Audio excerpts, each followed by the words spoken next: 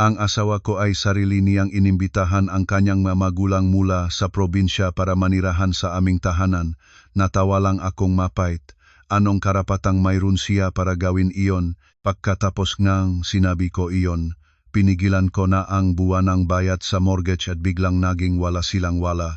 Ano ang gagawin mo kung pagdating mo galing trabaho, makikita mo sa gitna ng iyong 5 million peso na kondominium ang mga dirting na bayong na puno ng pananim ng biyenan mo?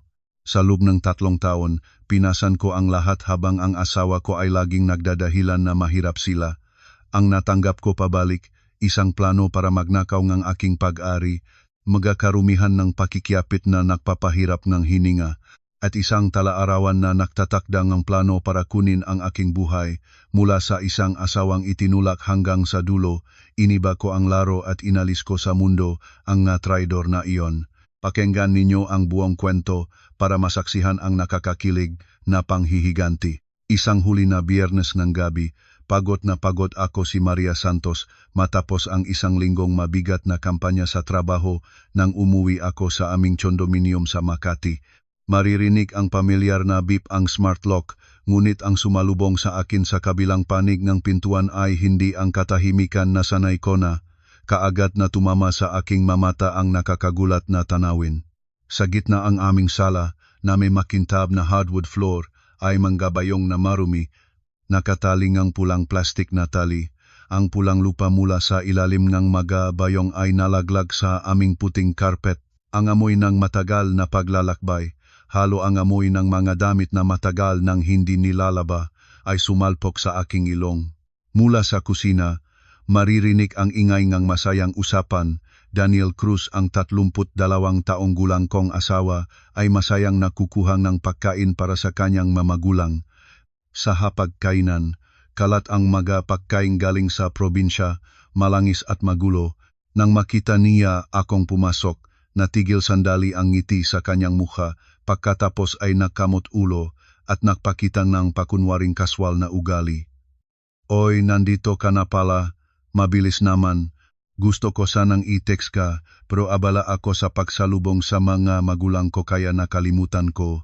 Namimiss daw kayo ngang mga lolo't lola, ay ibig sabihin, kayo ngang mag-asawa kaya sumakay sila ng bus para bisitahin kayo ngang ilang araw.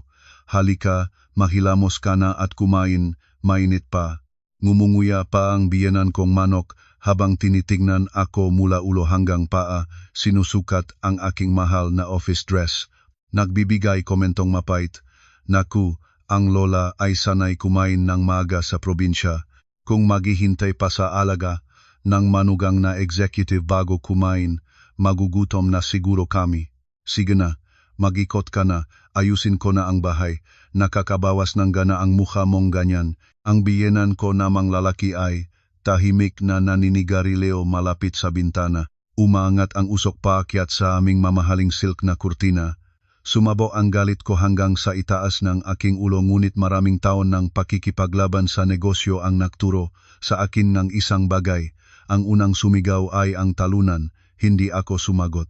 Sa halip na sumugal sa away o magmaktol, tahimik akong kumuha ng upuan sa sofa at umupo ng cross-ang-cross ang mga binti. Mula sa aking bag, inilabas ko ang pulang nail polish, dahan-dahang binuksan ang takip. Ang mahinang amoy ng kemikal ay kumalat sa hangin, nag-alis ng amoy ng sigarilyo. Nakamot no si Daniel, lumapit, ang boses niya ay nagsimulang makulit. Anong attitude yan? Tanong niya. Dumating na ang mga magulang ko para bisitahin, hindi ka man lang makabati ng isang salita tapos nagpapaganda kang kuko, wala kang respeto sa tao. Humihip akong dahan-dahan sa aking bagong pinturang kuko, hindi pa nakatingin sa kanya. Ang boses ko ay malamig at pantay-pantay sa biglang naging tahimik na espasyo. Bakit pababatiin ang mataong agaw ang aking kwarto? O sige, isang magandang balita para sa inyo. Ngayong umaga, pumunta ako sa bangko para ihinto ang buwanang bayad ng 50,000 piso sa mortgage ng condominium na ito. Ang mangkok na hawak ng biyenan ko ay bumaksak at nabasag sa sahig. Namula si Daniel, lumundak at dinagukan ang mesa. Loka ka na ba? Ano bang sinasabi mo? Ihihinto ang mortgage? Kukuhang bangkong bahay? Sa kalye na ba tayo matutulog? Ito ay common property. Anong karapatang mayroon kang magdesisyon ng mag-isa? Natawa ako. Ang mapait na tawa ko ay nagpahiwatig sa Daniel na umurong ng isang hakbang. Dahan-dahan akong tumayo, direktang tumingin sa mga mata ng mapagsamantala kong asawa. Sinasabi mo ang dalawang salitang iyon at wala kang kahihiyan. Ang bahay na ito ay binili nga aking sariling nga magulang gamit ang kanilang milyon-milyon bilang regalo sa kasal. Nakatalaga ang papel sa aking pangalan lamang. Ang buwanang bayad na 50,000 sa mortgage sa loob ng 3 taon ay mula sa aking sariling sahod. Ikaw at ang iyong pamilya, may naikontribusyon ba kayo kahit 1 piso? Bueno, nagsimulang mamulatot si Daniel, nagiging maputla ang mukha mula sa pula. Mag-asawa na tayo, pera niya pera rin natin. Galit ka sa kapamilya mo, ganyang makitit ang puso mo, sabi niya. Doon na sumigaw ang biyenan ko, tinatampal ang kanyang mahita. Naku naman, maawa naman kayo. Ang hirap ng aking anak na kinalatkat ng asawang ganito, iniisip niyang dahil may prasya, maari niyang yurakan ang pamilya ng asawa niya. Ang aking anak ay nag-ambag din sa bahay na ito, huwag kang maglaro ng bitag. Ngumiti ako, inilabas ang aking telepono at mabilis na pumunta sa screenshot na maingat kong nasave kanina. Ito ang walang awang katotohanan na natuklasan ko nang ising ko ang iPad ni Daniel ngayong umaga. Inihiga ko ang screen ng telepono, itinago ng tuwid sa harap ng 3 taong nagtatanghal ng masayang pamilya. Mabilis akong nagbasa ng bawat salita. Inay, itago mo na ang lahat ng gamit ninyo dito. Mamaya, itapon ko na lang yang mabayong sa gitna ng sala para magulat siya. Ngayong gabi, ilipat na ninyo ang lahat ng gamit niya sa maliit na kwarto, sakupin ninyo ang master bedroom. Dahan-dahan lang, inay. Hindi magtatagal, makukuha ko rin ang pangalan sa deed ng bahay na ito. Kapag nangyari na iyon, palayang ko na siya at ikaw naman, dito na kayo magsisiraan.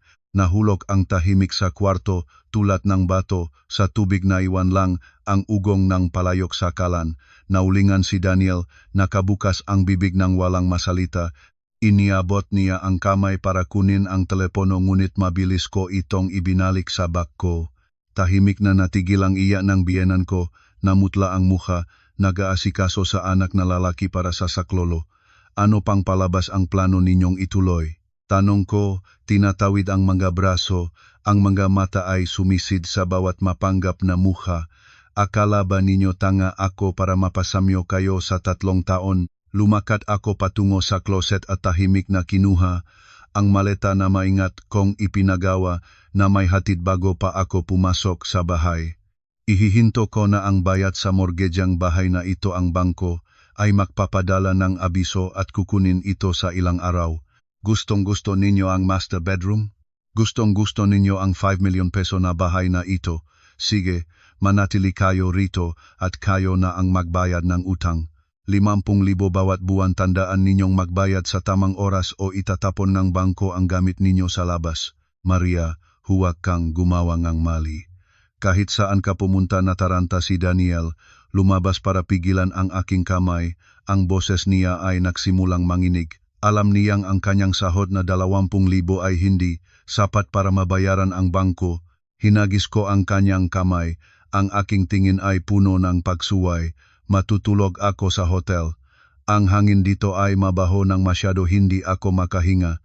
Pagkatapos nun, isinara ko ng malakas ang nara na pinto sa likod ko. Iniwan ang 3 tao na nagtatitigan sa kalagitnaan ng maruming mga bayong at ng nabigong pangarap na magnakaw ng bahay. Habang bumababa ang elevator patungo sa basement, pinayagan ko na ang aking sarili na huminga ng malalim. Nanginginig ang aking kamay sa hawa na maleta, hindi dahil sa takot, kundi dahil sa isang matagal nang iniingatan na sakit na sinibasip na ngayon. Ang labanan na ito ay nagsisimula pa lamang. Ang pinakamagandang hotel sa gitnang Makati ay tinanggap akong dilaw na liwanag ng chandelier at katahimikang makasaysayan. Kaagad na naksara ang pintong kwarto, bumuka ang maleta ko sa malambot na sahig. Dahan-dahan akong humimlay sa dingding. Ang balat ng isang bakal na babae marketing director na tinitingnan ng lahat na ipinakita ko sa sala kanina ay tulad ng maskara na nasira sa libu-libong piraso. Iniyak ko ang aking sarili, mukha ko nakatago sa aking mga tuhod. Hindi ito malakas na iyak, ito ay pabubulsa. Nakakagalit na luha na umaabot sa aking puso. Mahigit 30 minuto ang lumipas, paulit-ulit na kumatok ang pinto. Si Carla Reyes ang aking matalik na kaibigan mula pa sa kolehiyo at kasosyo sa negosyo ay pumasok sa kwarto tulad ng bagyo. Nang makita niya ako na nakahimlay sa sahig, ang mga mata ay namamaga at may mansa ng maskara. Naubusan ng awa si Carla, itinatapon ang mahal niyang bag sa isang tabi, lumuhod at niyakap ako. Maria, anong nangyari? Ang text mo ay maikli lang, nagsabi ka na pumunta sa hotel agad. Nang tinawagan kita, hindi ka sumasagot. Si Daniel ba nagawa na naman ng gulo? Hinagot ni Carla ang aking gulong buhok. Ang boses niya ay napalat sa pag-aalala. Sandal ang ulo ko sa balikat ni Carla, humingos ng malalim, sinisikap na isalita ang bawat salita sa pagitan ng aking ngipin. Tapos na, Carla.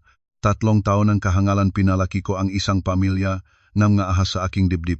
Naupo ako sa malambot na kama, uminom ng malamig na tubig, at hinahayaang lumipas ang lamig sa aking tiyan, umaasang mapawi nito ang galit na nasusunog sa aking dibdib. Ang maalala ng 3 taon ng bulag na pag-aasawa ay lumipas sa aking isipan tulad ng isang masamang pelikula. Nakilala ko si Daniel nang parehong nag-aaral pa kami para sa aming karirera. Noong panahong iyon, naging bulag ako sa kanyang mapagpakumbabang hitsura at ambisyon, isang lalaking galing sa probinsya, nagtatayong sariling buhay sa lungsod. Nang ikasal kami, ang aking mamagulang ay nagbuhos ng kanilang ipon para mabili ang premium na condominium sa Makati bilang regalo, at ang papel nito ay nakatalaga sa aking pangalan lamang.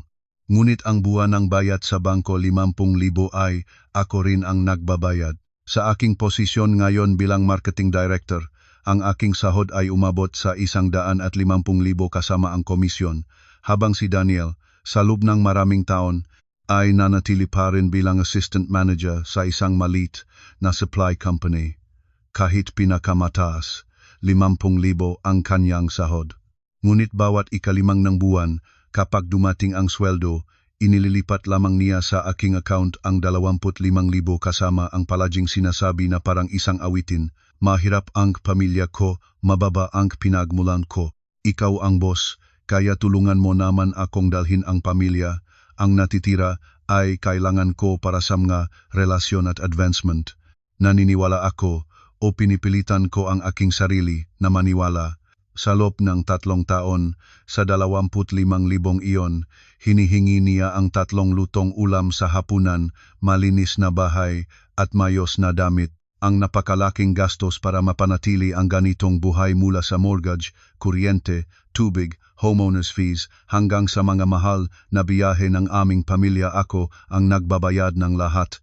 Pinahirap ko ang aking sarili sa trabaho, tumanggap ng dagdag na proyekto, nagpuyat para mapanatili ang pagpapakita ng perpektong pamilya.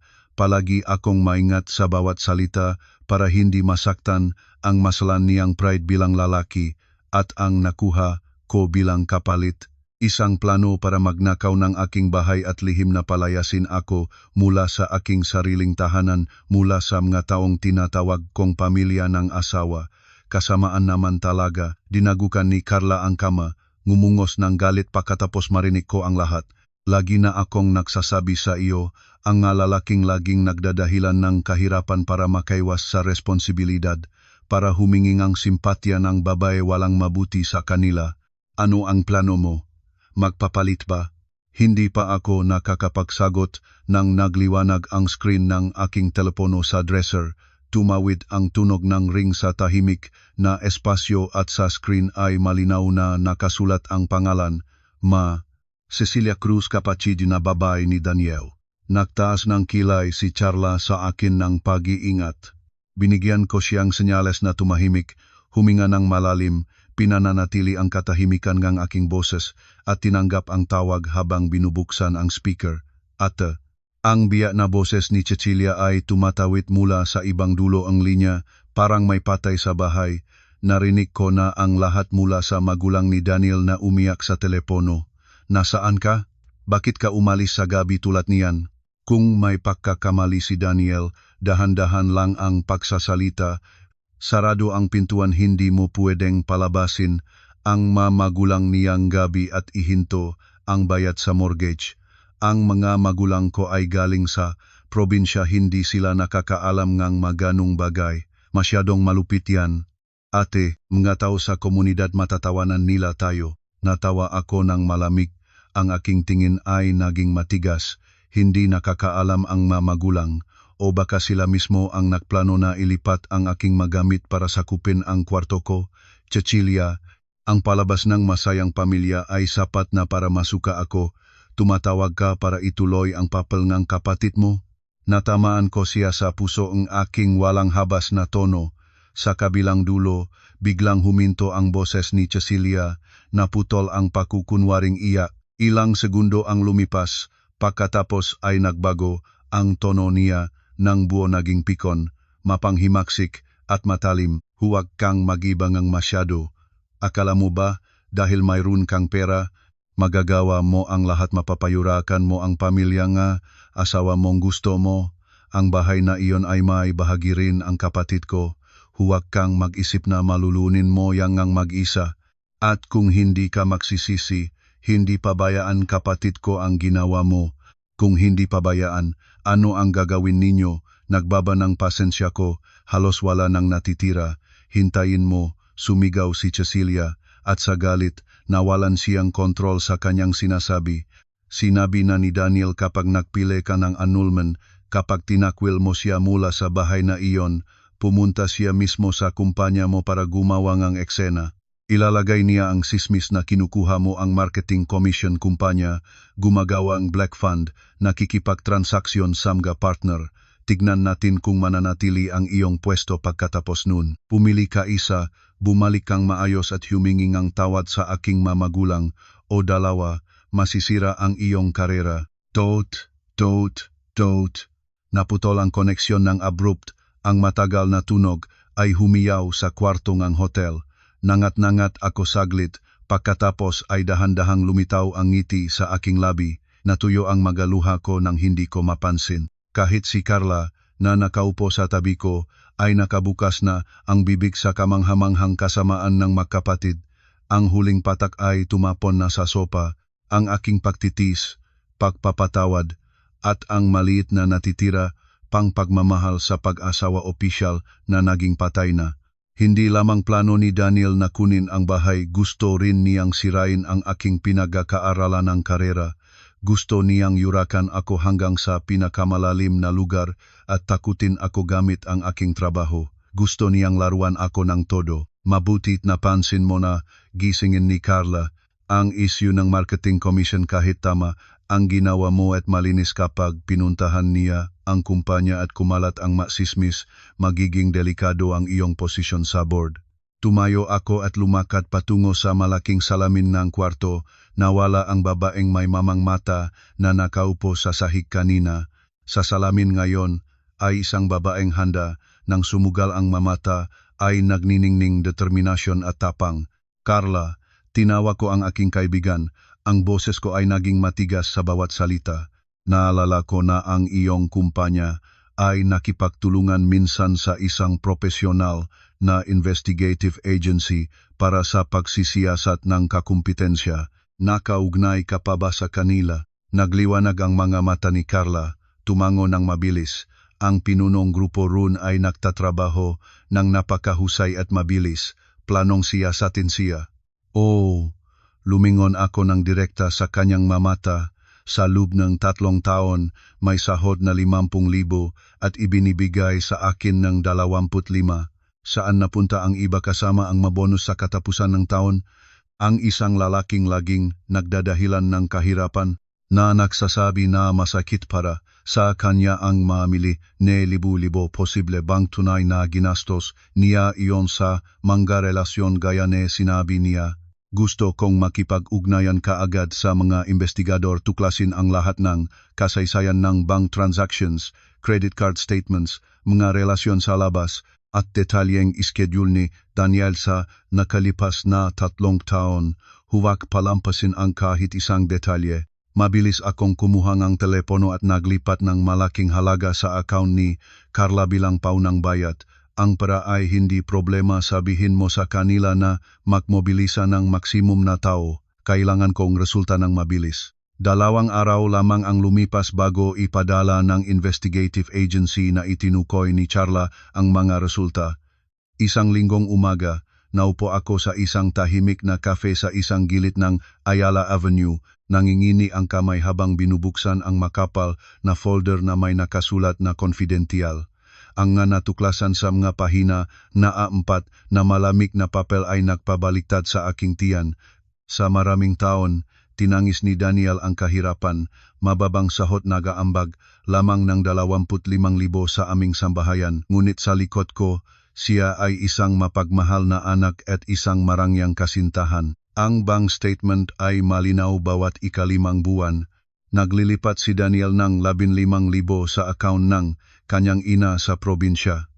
Sa 3 taon, ang halagang iyon ay umabot sa halos 500,000. At hindi iyon ang pinakamasama. Ang credit card statement ay tumatampal pa ng mas malakas.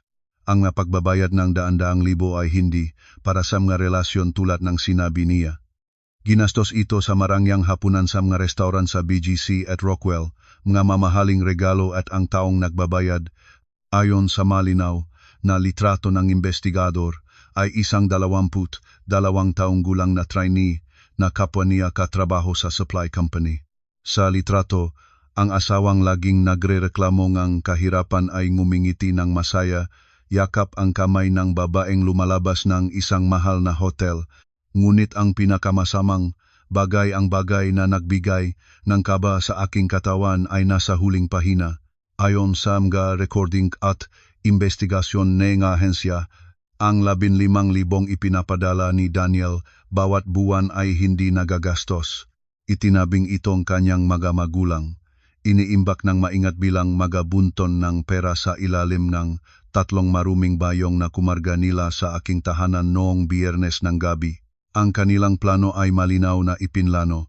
Si Daniel ay pipilitin akong mag-apply ng annulment sa pamamagitan ng pagbabanta sa aking karera. Pagkatapos, hihilingin niya ang kalahating ng condominium sa Makati sa kadahilan ng ito ay property na nabuo pagkatapos ng kasal. Gagamitin nila ang kalahating ninakaw sa akin kasama ang perang nakatago sa mga bayong para bumili ng lupa sa Maynila at ilipat ang buong pamilya para mabuhay ng marangya. Sa pagkakita sa mga litrato at maruming planong iyon, hindi ako umiyak ni sumiga. Naramdaman ko lamang ang sugdulan ng pagkasuklam. Nang hapon na iyon, pumasok ako sa aming 5 million peso na condominium tulad ng tunay na may-ari. Ang tanghalian ng pamilya ni Daniel ay masaya. Ang kanyang ina ay kumukuha nilagang buto habang nang makita akong pumasok ay nagbigay ng komentong mapanghamak. Akala ko hindi ka na babalik. Ang babae na may asawa, nagtatampo at umuwi ng gabi. Mapalad ka na hindi nagalit dito. Si Daniel ay nakaupo ng nakahalukip-kip, nagtatanong ng walang interes.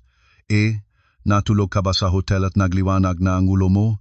Sinabi ko na ang ginawa mo sa mga magulang ko ay mali.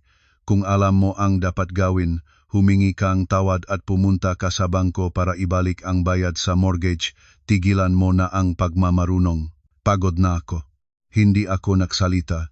Lumakad ako diretso sa hapagkainan at malakas na ibinaba ang makapal na folder sa harap ni Daniel.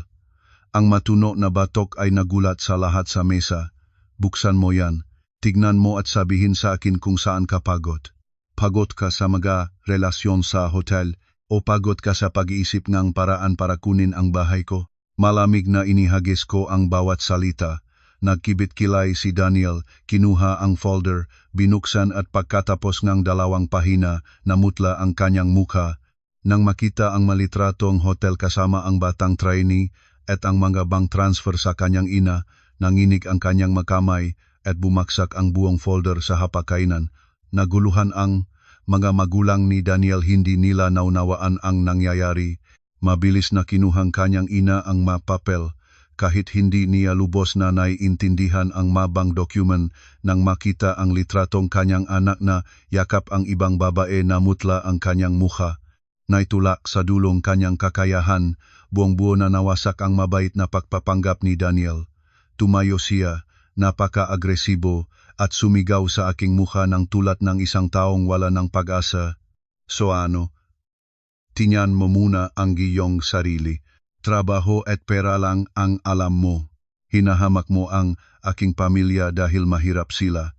Mayroon ka bang naging malambot sa akin kahit minsan? Lumabas ako para mahanap ang isang taong nakakaunawa sa akin may malibadian. At ang pera ko ipinadala ko sa aking ina para sa kanyang katandaan. Iyon ang pagpapahalaga sa magulang. Natawa ako. Ang mapait na tawa ay umyanig sa buong kwarto.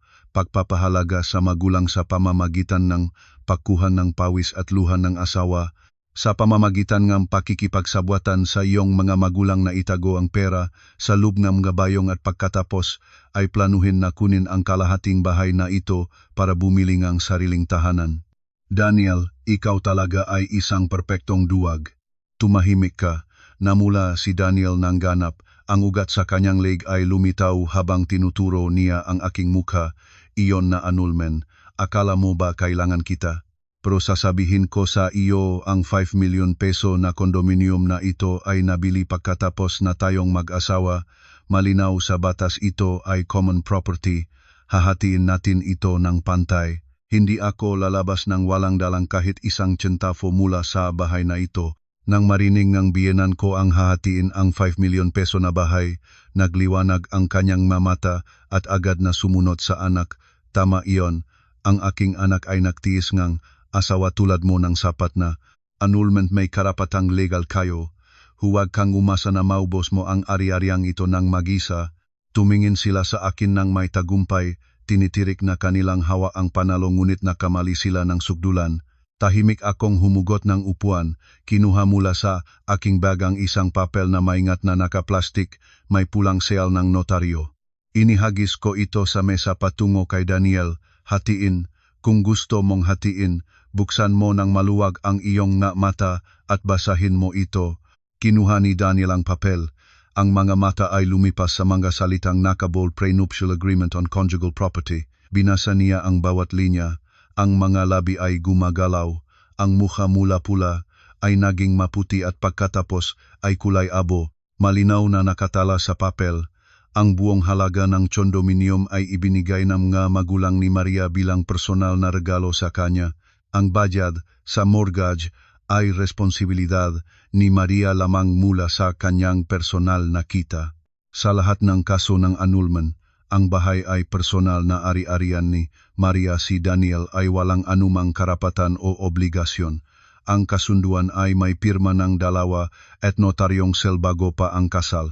Biglang bumaksak ang kumpiyansa, pagmamayabang at katakawan ni Daniel. Umatras siya, nanginginig ang mga paa, napasubsob sa upuan, bumaksak sa sahig. Hindi pwede, hindi pwede ito. Notal si Daniel, pawi na namumuo sa nuniya. Nung panahon na iyon sinabi mo itong isang formalidad lang para sa kapakanan ng iyong mamagulang.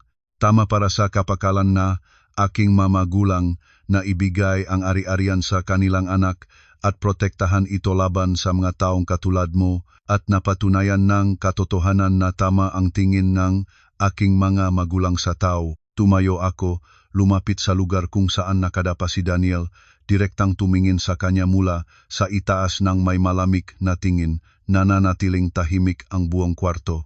Ang mga magulang ni Daniel ay hindi lubos na naiintindihan ang prenuptial agreement, ngunit sa pagkakita sa nasisiraan ng anak naunawaan na rin nila na nadurok na ang pangarap na bumili ng bahay sa Maynila. Malinaw akong nagsalita.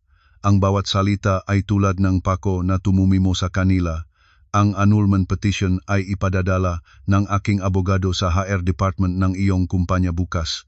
At ngayon, 3 araw ang ibinibigay ko sa pamilya mo, 3 araw para linisin at kargahin ang iyong mga bayong at umalis sa aking bahay ng kusa. Pagkatapos ng 3 araw, kung hindi ka paalis, Tatawagan ko ang pulis at ang building management para palayasin kayo dahil sa illegal na pananatili sa aking ari-arian. Hindi ko sila pinayagang magsalita doon na ako lumabas nang walang lumingon. Tinanggap ako ng marangyang hotel sa Makati nang may malamig na hangin at katahimikan. Nagbitif ang maleta ko sa malambot na sahig. Ang lakas ng isang babaeng nagtagumpay sa korporasyon na ipinakita ko kanina ay tulad ng isang maskara na nabasag sa libu-libong piraso. Tumawa ako hindi ngang ingay, kundi ngang isang mapait na tawa na umabot sa kaibuturan ng aking puso. Nang magbukas ang pinto pagkaraan ng mahigit kalahating oras, si Carla ay pumasok tulad ng isang hangin. Nang makita niya ako na nakahimlay sa sahig, ang mga mata ay pamamaga at may tatak ng maskara. Lumuhod siya at niyakap ako. Maria, anong nangyari? Maikli lang ang text mo, sinabi mong pumunta sa hotel agad. Ilang beses kitang tinawagan. Si Daniel ba gumawa na naman gulo? Sandal ang ulo ko sa balikat ni Carla, malalim na humingos, sinisikap na palabasin ang bawat salita. Tapos na, Carla. 3 taon ng kahangalan pinalaki ko ang isang pugat ng gaahas sa loob ng aking sariling dibdib. Naupo kami sa malambot na kama, ikinuwento ko ang lahat. At doon ko sinimulan ang tunay na pakikipaglaban. 2 araw pa lamang ang lumipas nang matanggap ang resulta ng investigasyon. 1 linggong umaga, naupo ako sa isang walang tao na kafe sa tabi ng Ayala Avenue. Nanginginig ang kamay habang binubuksan ang makapal na folder na may tatak na confidential. Ang mga natuklasan ay naupapalital na aking tuyen. Sa loob ng maraming taon, tinangis ni Daniel ang kahirapan na bibigay lamang ng 25,000 bawat buwan sa aming pamilya. Ngunit sa likod ko, siya ay isang mapagmahal na anak at isang marangyang kasintahan. Ang bank statement ay malinaw bawat ika-5 buwan. Regular na naglilipat si Daniel ng 15,000 piso sa account ng kanyang ina sa probinsya. Sa 3 taon, umabot na iyon sa halos 500,000.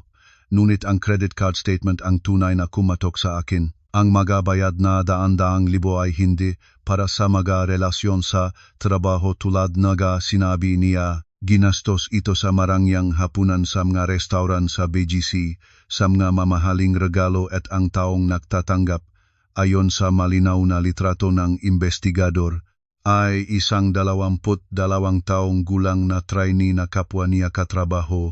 Sa litrato, ang asawang laging nagrereklamo ng kahirapan ay ngumingiti ng masaya, yakap ang babaeng papalabas ng isang mahal na hotel. Ngunit ang pinakamasamang bagay, ang bagay na nagdulot ng kaba sa aking katawan ay nasa huling pahina. Ang 15,000 ipinapadala ni Daniel bawat buwan ay hindi nagagastos ng kanyang ina. Maingat na itinago ngang magulang ni Daniel ang lahat ito, ang pera na nakatago sa ilalim ng 3 maruming bayong na kinarga nila papasok ngang aking tahanan noong Biyernes ng gabi. Ang plano nila ay malinaw.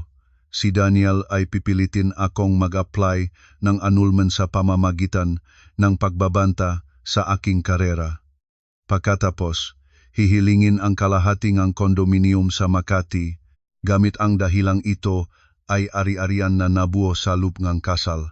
Ang kalahati na makukuha nila, kasama ang perang nakatago sa mabayong, ay gagamitin para bumili ang sariling tahanan sa Maynila at ilipat ang buong pamilya para mabuhay ng walang kailangan. Sa pagkakita ng litrato at na maruming planong iyon, hindi na ako umiyak. Ang hapon na iyon, pumasok ako sa condominium ng may kumpiyansa ng isang tunay na may-ari. Buksan mo yan. Tignan mo at sabihin sa akin kung saan ka pagod. Nagtapon si Daniel ng mapait na mga salita ngunit wala na siyang lunas. Nung habi niyang gamitin ang salitang common property, inilabas ko ang prenuptial agreement. Hatiin, basahin mo ito. Naputi ang mukha niya.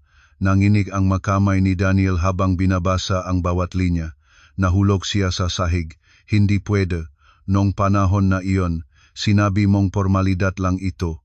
Tama, para protektahan ang ari-ariang ibinibigay ng aking mga magulang at napatunayan ng katotohanan na tama ang kanilang pagtingin. 3 araw ang ibinigay ko at wala akong panahon para sa mga luhang walang kabuluhan. Isang Lunes ng umaga, Lumabas ang Maynila mula sa serye ng ulan, ngunit ang lamig sa labas ay hindi kasing lamig ng sa loob ng aking dibdib. Nag-leave akong kalahating araw, naghintay sa isang tahimik na kafe sa Salcedo Village para sa aking abogado na si Attorney Ramon Torres. Si Attorney Torres, isang lalaki sa kalagitnaan ng 50 taon, suot ang salamin na may makapal na gilid, maingat na binasa ang bawat pahinangam nga dokumentong dinala ko, mula sa bank statements, credit card records, mga litratong kinuha ng investigador kay Daniel at sa trainee, hanggang sa kopya ng prenuptial agreement. Naktaas siyang kanyang tasang mainit na tsa at tumango. Napakahusay at matalino ang ginawa mo, Maria, sa mga ebidensyang ito ng pagtataksil at pagtatapon ng ari-arian, kasama ang ganap na legal na prenuptial agreement. Maari ko kang tiyakin si Daniel ay walang kahit 1% ng pagkakataon na makipaglaban para sa kondominium mo sa Makati. Ang annulment petition ay ipapadala ko ngayong hapon mismo sa HR department ng kanyang kumpanya tulad ng hinihingi mo. Kung nais niyang sirain ang iyong reputasyon, ipapakita namin sa buong kumpanya kung sino talaga ang kanyang vice manager. Huminga ako ng magaan. Maraming salamat, Attorney.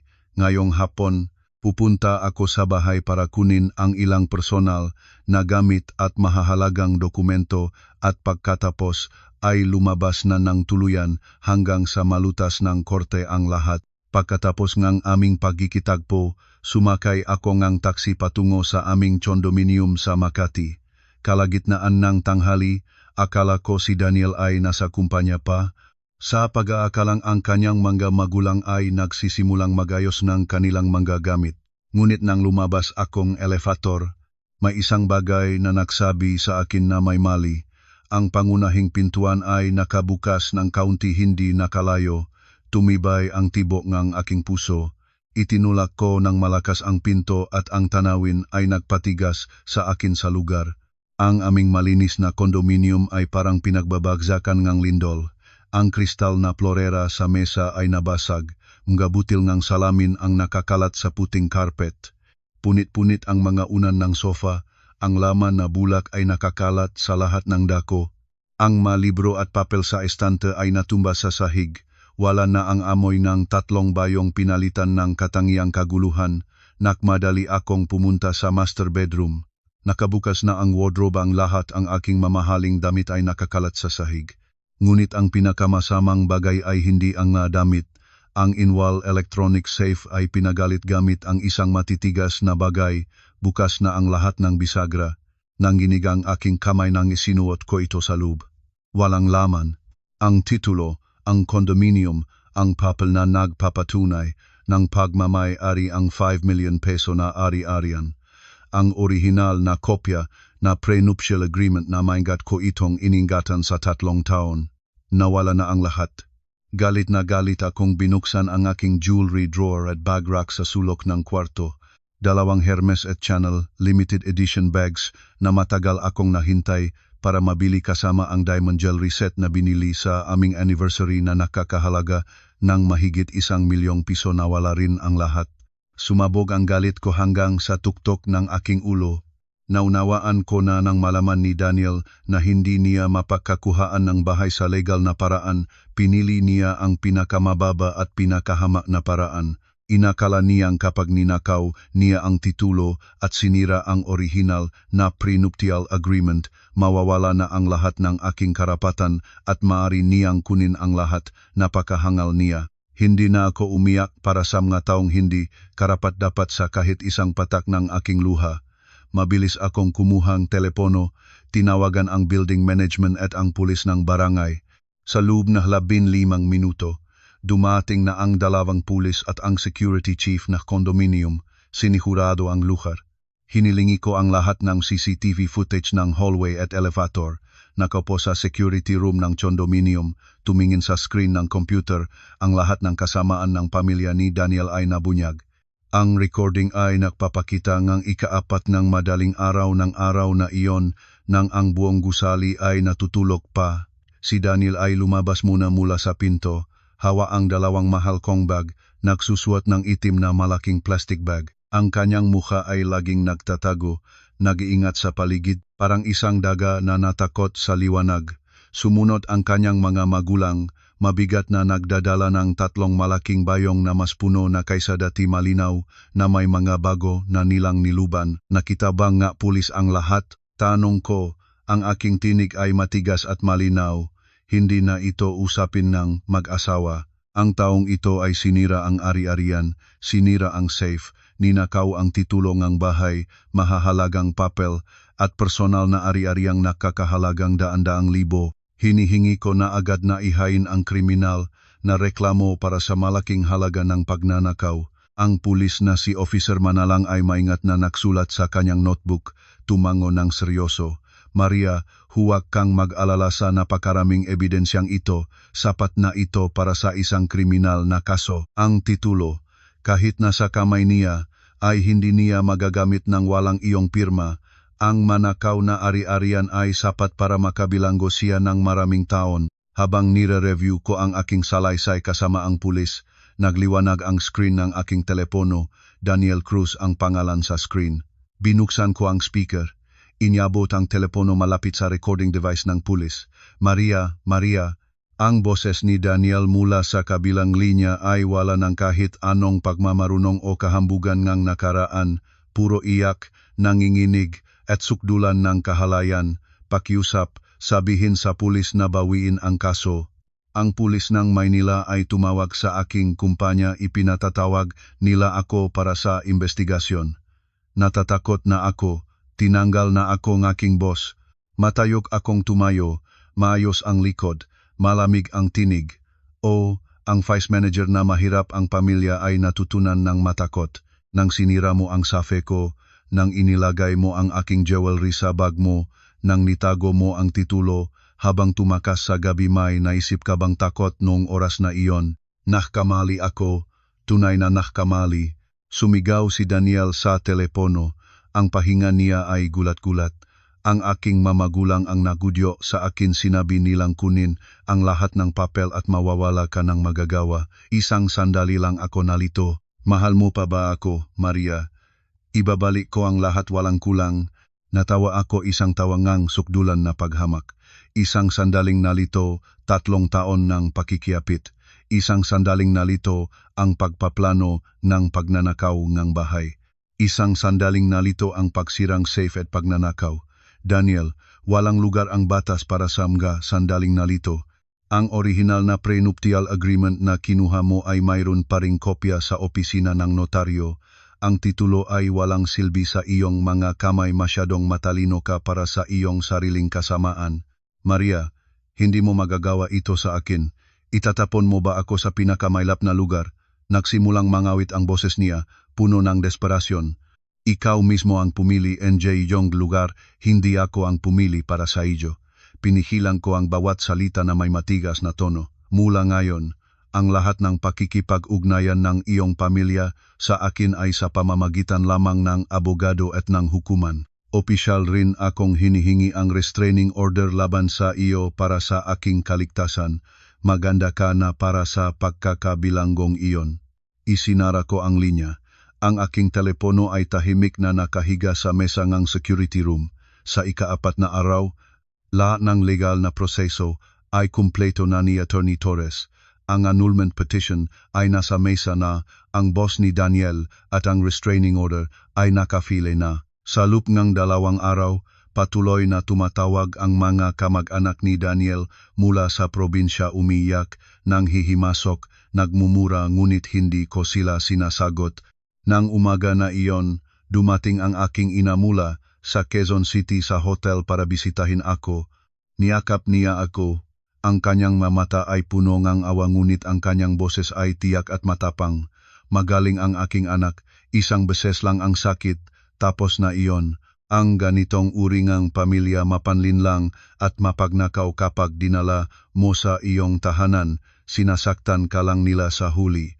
Huwag kang malambot. Pinatibay ng mga salita ang aking ina ang aking puso. Kaagad na umalis ang aking ina, nagzangla sa screen ang mensahe ni Cecilia Cruz.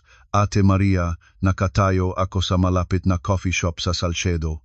Naluhod ako at hinihiling sa iyo na makipagkita sa isang minuto iligtas mo si Daniel. Natawa ako ng mapait. Ililigtas. Nang sinira nila ang aking safe nung ika-4 ng madaling araw, may nag-isip ba sa kanila na iwan ako ng isang paraan?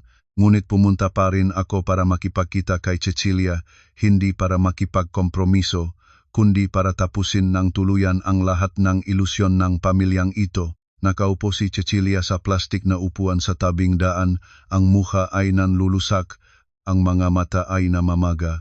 Nang makita niya akong lumapit, mabilis siyang tumayo, nanginginig ang mga kamay habang itinutulak sa mesa ang isang brown envelope makapal. Ate Maria, umiyak si Cecilia, ang luha ay bumabagsak. Mula Lunes, nakapiit si Daniel sa detention. Sabi nila, malubha ang kasalanan niya, nagsisi na ang magulang ko ngayon sila ay nakakasakit sa kama. Sa envelope na ito ay 500,000 lahat ng ipon sa buong buhay ng aming mga magulang, kasama ang aking hiniram. Kunin mo ito ituring bilang kabayaran sa pinsala. Bawiin mo ang reklamo.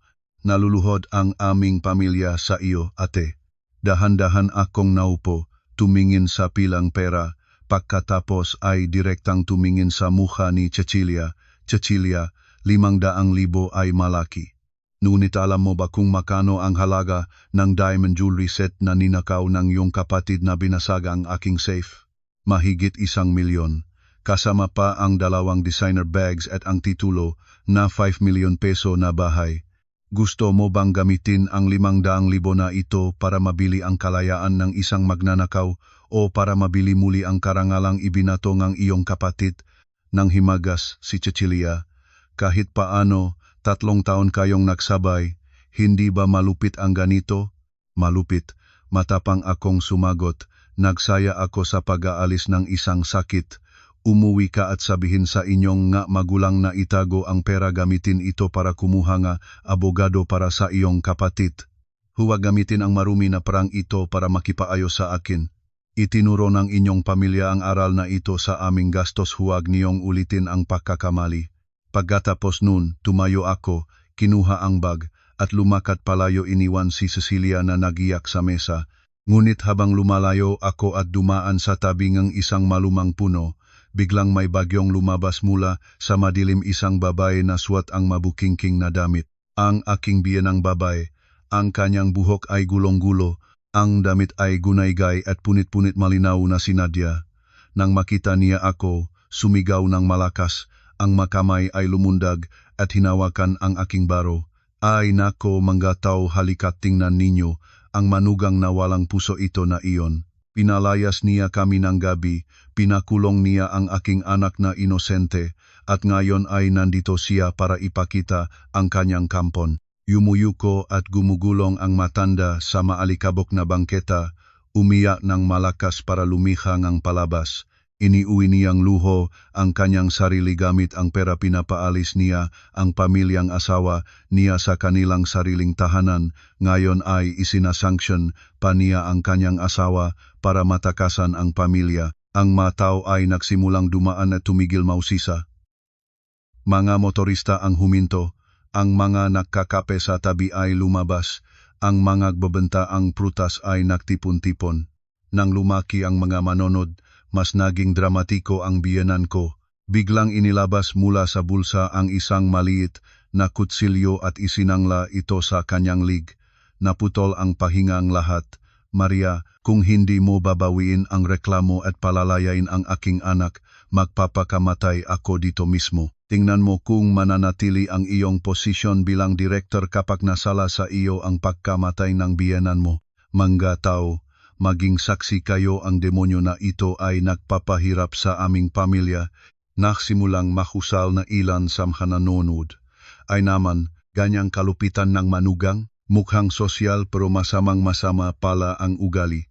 Sa harap ng talim at ng mga mata ng mga estranyo, isang beses na tumibok ng malakas ang aking puso, ngunit agad-agad na bumangon ang aking tapang, ang babaeng maraming taon na nakikipaglaban sa korporasyon. Isang hakbang akong umatras para sa kaligtasan, malalim na huminga, ang aking mukha ay walang ipinakitang takot.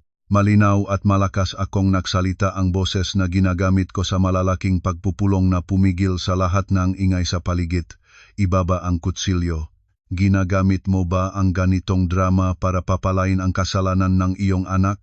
Dinaan ko ang aking tingin sa mga nanonood at pagkatapos ay direktang itinuro ang aking kamay sa biyenan ko. Sinabi ko ng malakas para marinig ng lahat, mga kapitbahay, pakinggan ninyo.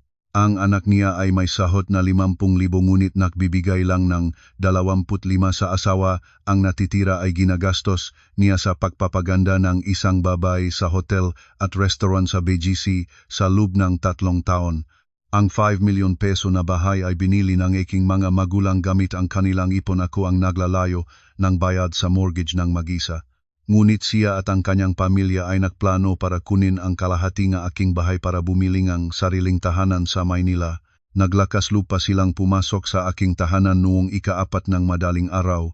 Sinira ang aking safe, ninakaw ang titulo, jewelry at magabag at tumakas sa gabi. Biglang nabago ang usal ng karamihan.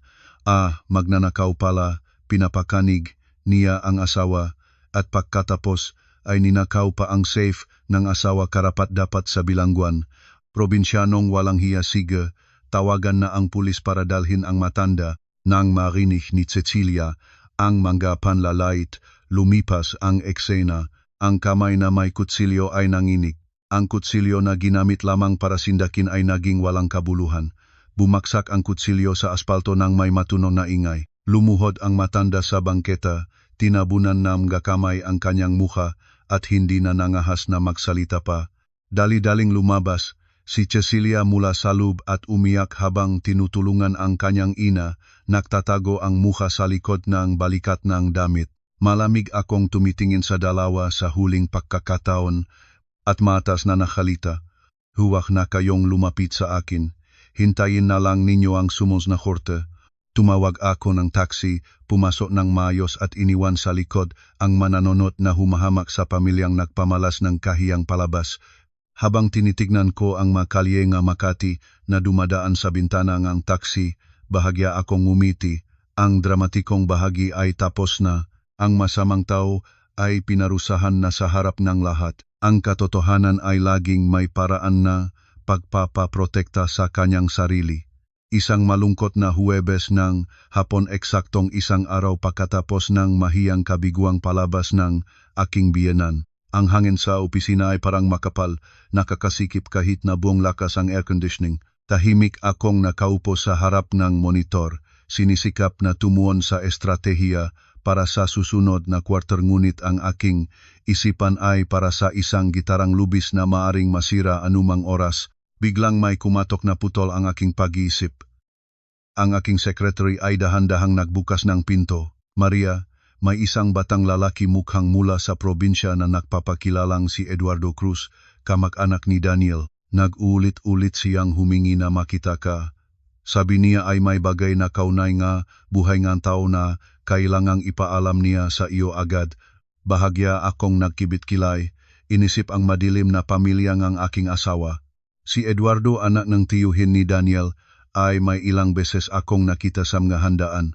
Lalaking simple, tapat, at tahimik, ganap na kabaliktaran ng mapanlinlang na pagkatao ng kanyang pinsan. Tumango ako at hinabilin ang aking secretary na dalhin siya sa aking pribadong opisina. Pagpasok ni Eduardo, nanginginig na siya. Ang magaspang na mga kamay ay magkasamang kinukulok. Pawis ay kumukusok sa kanyang noo kahit malamig ang kwarto.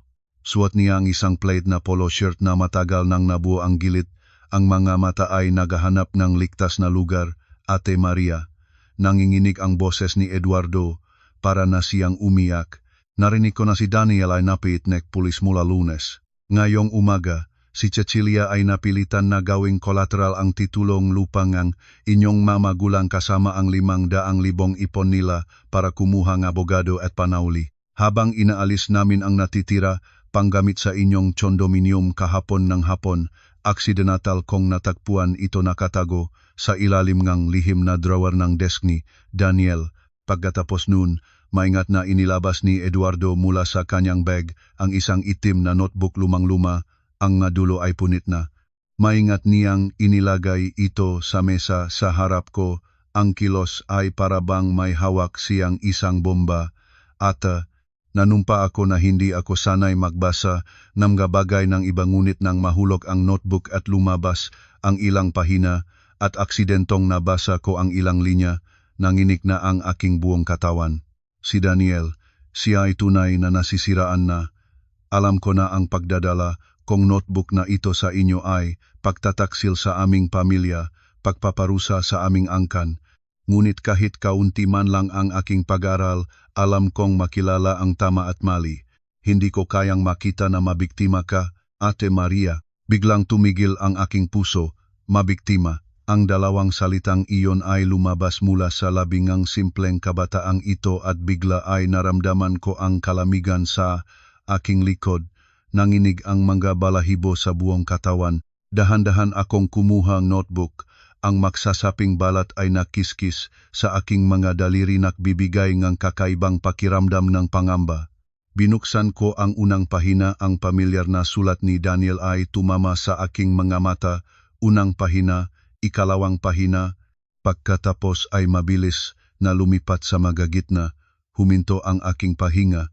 Ang dibdib ko ay parang pinisil ng isang kamay na walang awa. Hindi na ako makahinga. Ito ay hindi isang simpleng tala-arawan ng pagbubuhos ng damdamin. Ito ay isang plano ng krimen, maingat na nakasulat, kalkwado hanggang sa pinakamaliit na detalye ng isang taong malamig ang dugo, ang mga salitang magkakalapit, ang mga buhay na pinawi at muling isinulat. Lahat ay nagpapakita ng mapanlinlang na kaisipan ng lalaking tinatawag kong asawa sa loob ng 3 taon. Noong ika-12 ng buwan, si Maria ay nagsimulang maginala sa paglilipat ng pera ko sa aking ina. Kung lalabas na ang katotohanan at mag-file siya ng annulment at gamitin ang prenuptial agreement, siguradong mawawalan akong lahat. Hindi maaring mangyari ito. Noong ika-25, kailangan naming mapanatili ang pagiging may-ari ng bahay na ito. Kapag nabigo ang pagnanakaw ng papel, ang tanging paraan ay ang gawing walang kakayahan ang taong ito o permanenteng itahimik siya. Humila-hila ang aking paningin, nagsimulang kumindal ang nga letra sa maputlang papel. Nanginig ang aking nga kamay habang hawak ang notebook sa mga huling pahina. Maingat na inilahat ni Daniel ang isang detalyadong plano, isang gawa-gawang aksidente sa daan. Tinalaan niya ang ilang madadaanan na espesipikong ruta na madalas kong ginagamit ng mag-isa sa gabi kapag may business trip.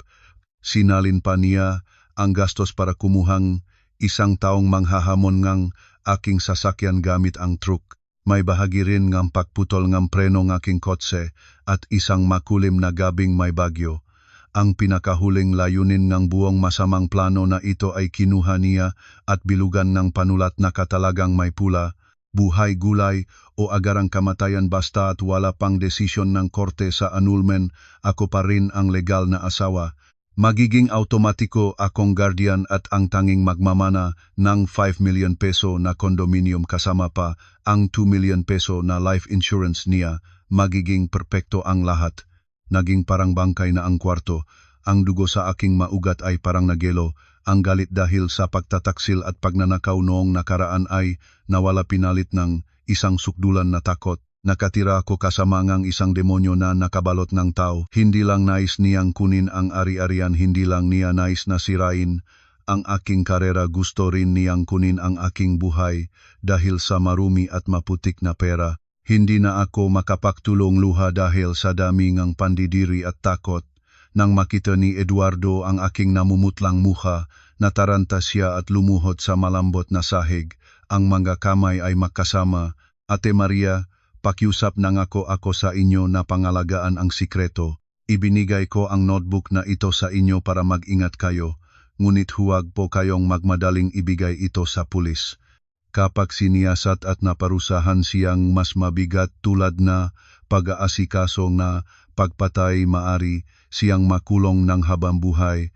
Ang aming mamagulang ay matanda na at may sakit. Si Daniel, kahit paano, ay ang tanging pamangkin nga aming angkan. Pakiusap, habak naman kayo. pinisil ko ng mahigpit ang notebook na mumukhay ng makakuko ko. Sa pagkakita sa nanginginig na batang lalaki, ang aking awa ay nahaluan ng sukdulan na pagkamuhi, patawad, kahabagan, para sa isang taong nagpaplano ng pagputol ng preno ng aking kotse para kunin ang aking buhay. Nakakatawa ito at nakakatawang mapait, ngunit sa sandaling iyon, sa gitna ng kaguluhan, isang malamig na bagong plano ang biglang pumuno sa aking isip. Kapag ngayon ay nagmamadali akong dinala ang notebook na ito sa pulis, maari si Daniel sa tulong ng abogado ay magpaliwanag na ito ay mga baliw na sulat lang sa oras ng galit o pupuntahan niya ang korte para akusahan akong pagpapabigat ng kanyang kasalanan. Kailangan kong isang bakal na ebidensya, isang direktang pag-amin mula sa kanyang bibig na walang pagkakataon ng pagtatalik o pagbabalikwas. Malalim akong huminga, tinaas ang boses ko ng tahimik. Eduardo, tumayo ka. Pinahahalagahan ko ang iyong pagpunta rito sa pag-aakalang nilabanan mo ang iyong sariling pamilya para iligtas ang isang tao. Biglang nagliwanag ang mukha ni Eduardo, mabilis siyang tumayo at pinunas ang magaluha. Salamat po, ate, talagang mabuti kayo. Ngunit itinataas ko ang isang kamay para pigilan siya. May isang kondisyon. Sinabi mo na si Daniel ay nakalantas na sa pamamagitan na piyansa, tama ba? Hindi ko ibibigay ang notebook na ito sa pulis sa isang kondisyon. Kailangan niyang personal na sumulat ng isang kumpleto at detalyadong pag-amin. Dapat niyang malinaw na isulat ang buong planong pagnanakaw ng ari-arian kasama ang layuning gumawa ang gawa-gawang aksidente para patayin ang kanyang asawa. Pagkatapos niyang pirmahan ito at iruun ng kanyang fingerprint, ikaw ang magdadala ng papel na iyon sa akin at saka ko lamang tatanggapin ang tahimik at babawiin ang reklamo sa pagnanakaw. Nag-alinlangan si Eduardo, nginatnat ang labi. Suplado si Daniel at mayroong pride. Pumayag ba siyang magsulat, NG ganong pag-amin? Bahagya akong ngumiti, isang malamig na ngiti na dumaan hanggang sa buto. Susulat siya, magtiwala ka sa akin, naitula na siya sa dulo. Kapag pumunta ka at binalitaan siya ng pahiwatig na hawak ko ang notebook na ito at kung hindi, siya pumayag na magsulat ng pag-amin bilang kapalit ng habag at kalayaan, itatao ko agad ito sa hukuman para mapabigatan ang kanyang kaso nga pag-aasikaso ng pagpatay. Siguradong susulat siya. Ibigay mo sa kanya ang eksaktong mensahe at bibigyan ko siyang 24 na oras para magdesisyon. Yumuko si Eduardo, tahimik na sumagot ng ilang salita. Pagkatapos ay dahan-dahan na lumayo mula sa kwarto. Ang maliit na figura niya ay nagdadilim sa walang taong hallway. Nang magsara ang pintuan ng aking opisina, pagod akong inihilig ang ulo ko sa likod ng upuan. Inihagis ang itim na notebook sa mesa. Ang aking buhay ay halos naging isang mura at hamak na barya sa kamay ng isang malupit na tao. Isang Biyernes ng umaga, ang langit ng Maynila ay biglang naliwanagan pagkatapos ng serye ng makulim na mga araw. Sa mesa ko, ang kalendaryo ay nagpapakita ng isang espesyal na petsa, 3 taon mula nang ikasal kami ni Daniel. Eksaktong alas 10 ng umaga, nagiwanan ang screen ng aking telepono. Isang mahabang mensahe mula sa numero ni Daniel. Maria, nagkamali ako. Alam kong wala ng mukha para humingi ng patawad. Ngayong gabi alas 7 sa aming anibersaryo, pupunta ka ba sa French restaurant sa tabi ang Tagwig Baydung kung saan ako nagpropose sa iyo? Ibabalik ko ang buong titulo, jewelry at ang pag-amin na hinihingi mo. Humingi lang ako ng isang pagkakataon para sabihin ang aking pasensya. Tinitignan ko ang linya ng mensahe at mapait na ngumiti. Isang demonyo na nagsisikap na muling magsuot ng balat ng tupa. Ngunit hindi pa lahat ng drama ni Daniel ay tapos dahil wala pang 15 minuto, muling nagliwanag ang telepono ko. Sa pagkataong ito, ang aking ina ang tumawag mula sa Quezon City. Nanginginig ang kanyang boses, halong galit. Maria, ang makamagana nga iyong asawa ay sira na ang ulo. Ang mga matatanda run ay nagdadala ng malaking tarpaulin, nagsasabi na ikaw ay mapanlinlang na babae. pinalusot ang asawa mo at nagpakulong ng walang dahilan. Dinadala pa nila ang magkakamag-anak mula sa probinsya, nagtitipon sa labas ng aming bahay at nagsisiga. Sumabo ang galit ko, ngunit agad kong pinigilan malalim na huminga para mapanatiling malamig ang ulo. Ito ang estratehiya ng dalawang gilit na sikang pamilyang ito. Sa isang banda, si Daniel ay gumaganap ng isang nagsisising tao gamit ang aming anibersaryo para makuha ang aking habag. Sa kabilang banda, ginagamit ng kanyang mga magulang ang pag-aatake ng publiko para takutin ang aking ina. Pinipilitan siyang tawagan ako at kumbinsihin akong bawiin ang reklamo. Iniisip ba nilang tanga ako? Nanay, pakikinig ka. Huwag mong pakikipag-away sa kanila. Tawagan mo ang pulis ng barangay. May panggugulong ng kaayusan at panliba ng dignidad ng isang tao. Pabayaan na ang pulis ang humawak. Tungkol naman sa si Daniel ngayong gabi, ibibigay ko sa kanya ang bitak na hindi siya makakatakas. Pagkatapos ng tawag, pinayak ko ang notebook at pinagbuksan ang aking drawer. Pagkatapos ay nagmamadaling nagmaneho patungo sa tanggapan ng hukuman para sa kaso ng pagnanakaw ni Daniel. Nakaupo sa opisina ng commanding officer ng Detective Division, tahimik na inilahad ang lahat. Ibinigay ang notebook at ang mensahe ni Daniel. Ang batikang opisyal, matagal nang nakikitungo sa lahat ng uri ng kriminal, ay nakibot ng mabasa ang manakasulat sa notebook ang plano ng pagputol ng preno, pagpaplano ng aksidente para patayin ang asawa at kunin ang pag-aari. Maria, napakahusay at matapang ang ginawa mo. Seryosong nagsalita ang opisyal. Si Daniel ay nakalantas pa rin sa pamamagitan ng piyansa, ngunit ang mga ebidensyang ito ay nagpapakita na siya ay may senyales ng paghahanda sa isang napakadelikado at organisadong pagpatay. Ngayong gabi, gagamitin namin ang kanyang sariling plano laban sa kanya. Pumunta ka sa lugar ng tipan at tanggapin ang mga nakaw na ari-arian. Sa paligid ng restauran, ang aming mga pulis na nakadamit sibil ay handa na sa lahat ng bahagi. Sa anumang sandali na siya ay magbigay ng banta sa iyong kaligtasan, agad naming makokontrol ang sitwasyon. Alas 7:00 gabi, ang simoy mula sa Tagwig Bay ay nagdadala malamig na hangin. Ang French restaurant sa tabing lawa ay napapanatili ang romantiko at marangyang atmosfer nito, mga kandilang nagliliwanag at malambot na musika. Pumasok ako, pinili ang isang mesa sa sulok, ngunit may malawak na pagtingin. Wala pang 5 minuto, dumating si Daniel. Suot niya ang puting polo shirt, ang biro na binili ko para sa kanya sa kanyang kaarawan noong nakaraang taon. Ang buhok ay maayos. Ang mukha ay pinaksabayang payat na dati-rati, kunwaring nagpapakita ng pagsisisi. Dalang-dala niya ang malaking itim na plastic bag at isang envelope. Umupo si Daniel sa harap ko. Ang mga mata ay nag-aalab, naglalaro ng katamtaman ang emosyon, parang gusto siyang maging nagsisisi. Kung ibang babae ito, malamang na malinlang ng pagpapanggap na ito. Maria, salamat na pumunta ka, hinipan siyang kanyang boses. Dala ko ang buong titulo, diamond jewelry at 2 bag.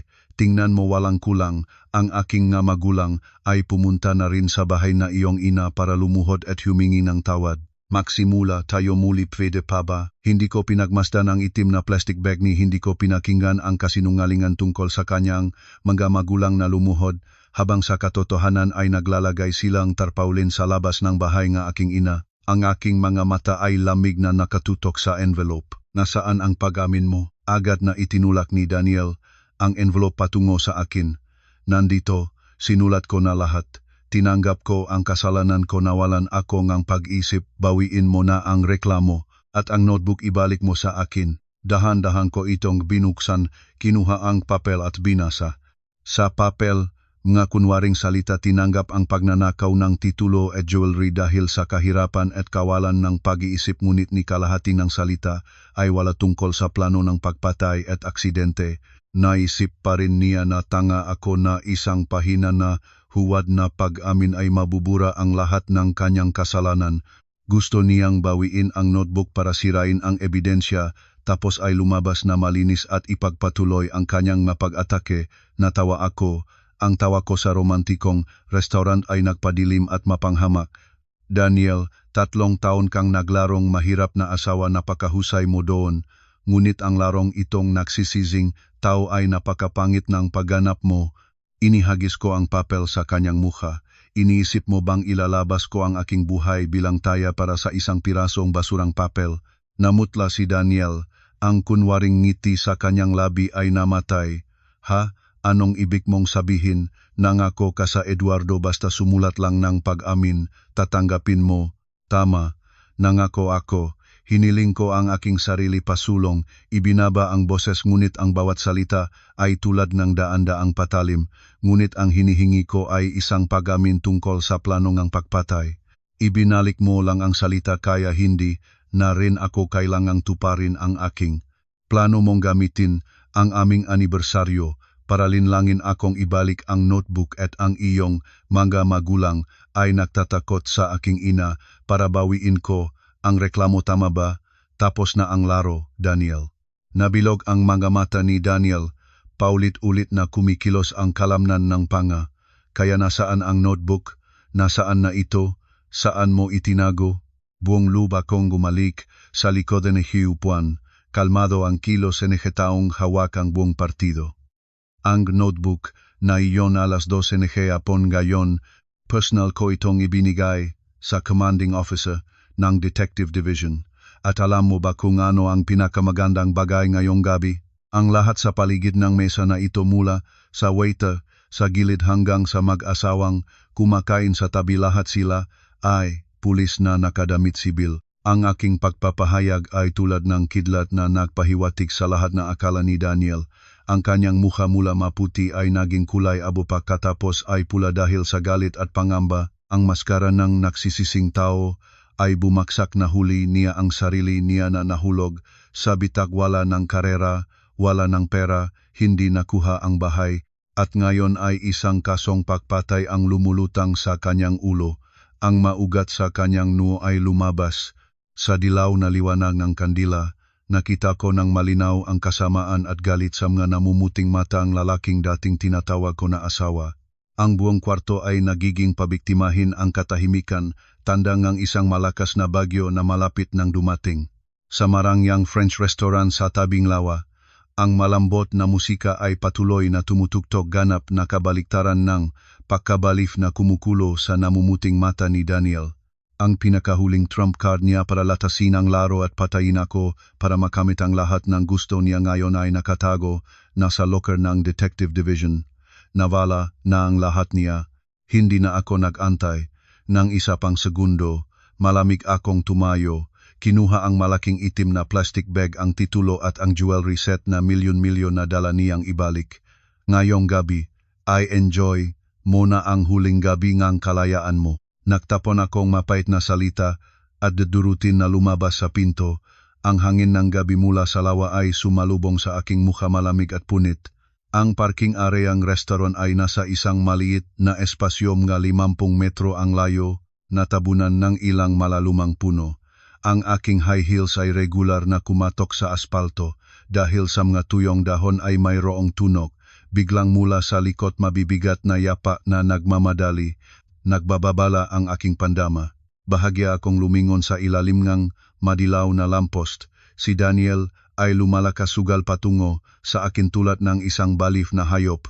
Wala na ang lahat ng kanyang pagpapanggap, ang mukha niya ay bulol, ang ngipin ay nakakulob. Sa kanyang pagkabaliw at galit dahil sa pagkakahuli sa bitag, yumuko siya at kinuha ang kalahating tisa na nakahiga sa tabing bangketang isang sasakyan na nasa konstruksyon. Mahigpit niyang hawak ang tisa sa kamay, itaas sa hangin, sumugal patungo sa akin, ang bibig ay nagputak ng isang hayop na ungol. Sige, itulak mo sa dulo ang buhay ko, papatayin na kita bago pa man patayin mo ako. Iuwi mo sa iyong 5 milyon peso na bahay ang iyong bangkay.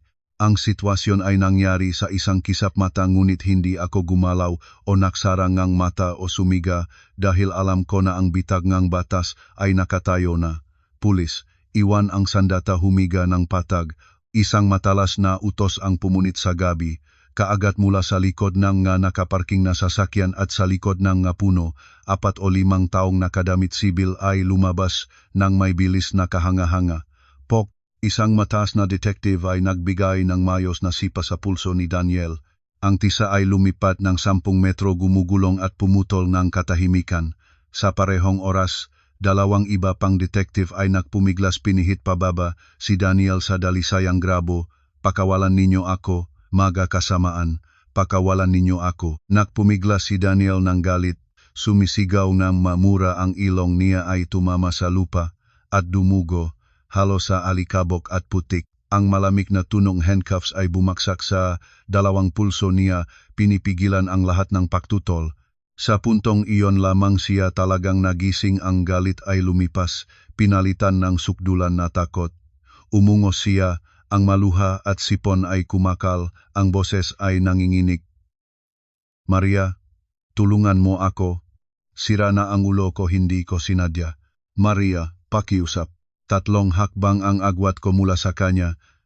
Hawak-hawak ang bag ko, yumuko para tingnan ang lalaking dating kasama ko. Sa iisang bubong ngayon ay kahanghanga sa lupa. Kasalanan ng pagpaplano ang pagpatay sa pamamagitan ng gawa-gawang aksidente. Tingnan natin kung ang kahit anong kasunduan o drama ng iyong pamilya ay makapagliligtas sa iyo. Malamig akong nagiwan ng pangwakas na salita at lumiko para sumakay sa taksi na maingat na pinahandaan ng mga pulis. Ang tunongan sirenangan sasakyan ng pulis ay nagsimulang umugong pumutol sa gabing ng lawa at tinahimik ng buo ang kabuwang palabas ng mapagsamantala kong asawa. Sa katapusan ng linggo, sumabog ang mga social media at balita. Sa pamamagitan ng hindi mo alam, lumabas ang impormasyon tungkol sa pag-aresto. Maraming balita at sikat na Facebook groups ang sabay-sabay na nagpost na may malalaking pulang headline, kulat. Vice Manager ng Supply Company nagplano ng pagpatay sa asawa sa Taguig. Gusto sanang makuha ang 5 million peso na condominium.